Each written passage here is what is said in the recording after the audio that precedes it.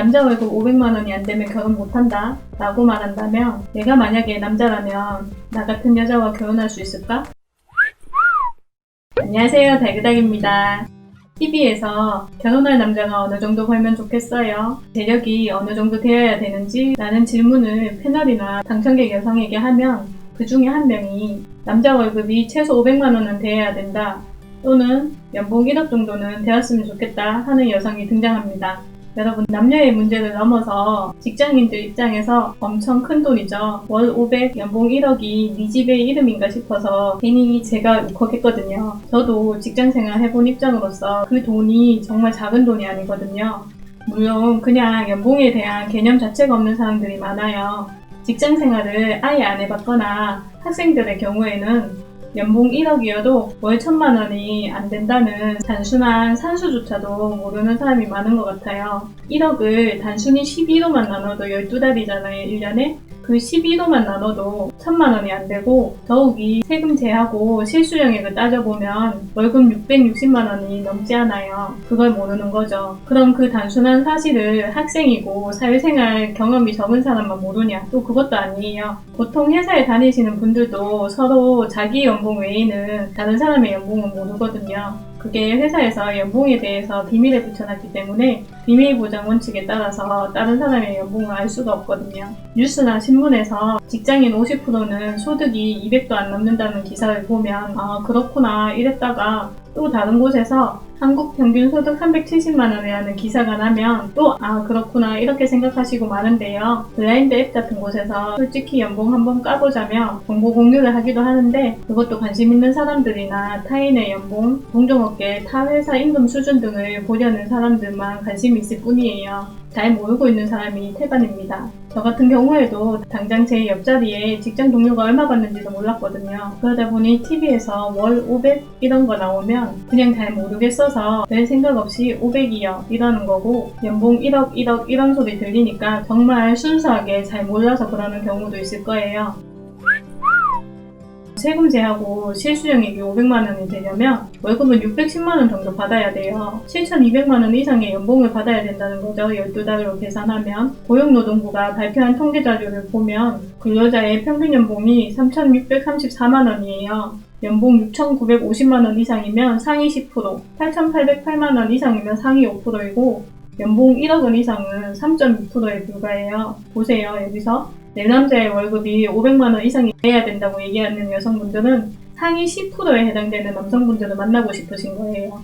물론 이상형은 누구나 생각하는 거니까 자유예요. 그렇게 생각하시는 거. 여성분들 기본 심리가 기대고 싶고 의지하고 싶은 남자를 만나는 건데요. 그러다 보니까 연상이나 남자다운 또는 아빠 같은 남자를 찾게 되고 집안, 경제적 여건 등 조건들이 더 좋은 남자를 찾게 됩니다. 그건 어쩔 수 없는 것 같아요. 생물학적, 심리학적 본능이거든요. 근데 여자들만 이상형이 있을까요? 반대로 남자도 똑같아요. 여러 가지 면에서 더 나은 여자를 찾는데 외모, 경제적 능력, 사고방식, 집안 등등 남자도 똑같이 그런 여성을 원해요.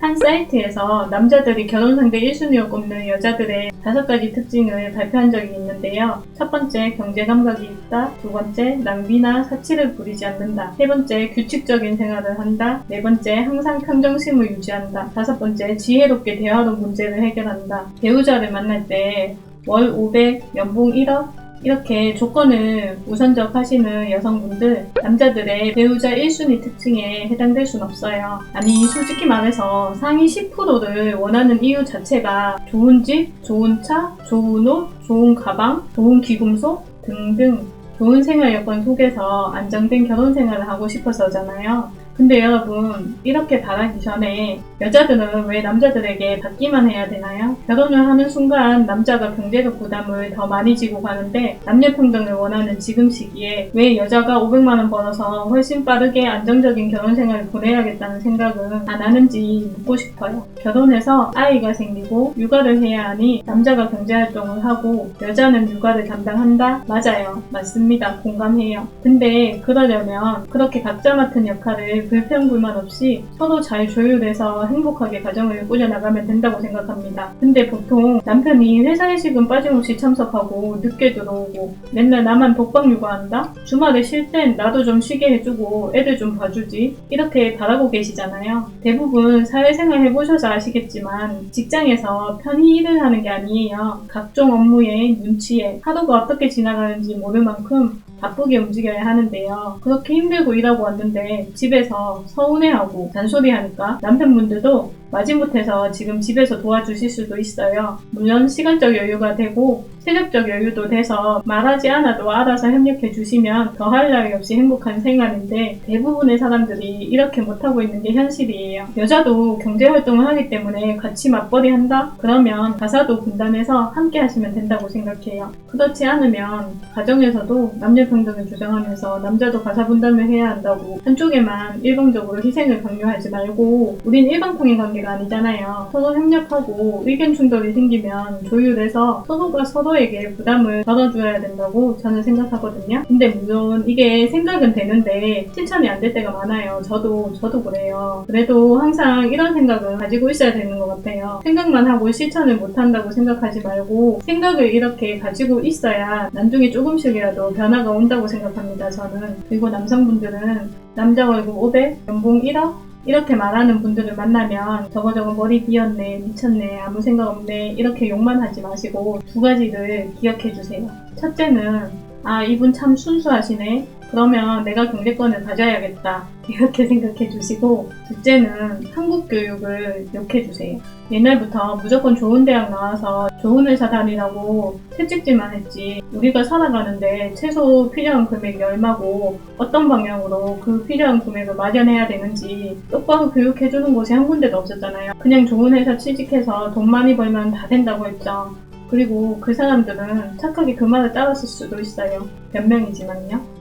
요즘에는 반반 결혼을 많이 하는 추세이기는 한데 여전히 신랑의 결혼 비용이 현저히 높다고 합니다. 평균적으로 결혼 비용 중에 가장 높은 비율을 차지하는 건 여전히 신혼집 마련이 부동의 1위예요.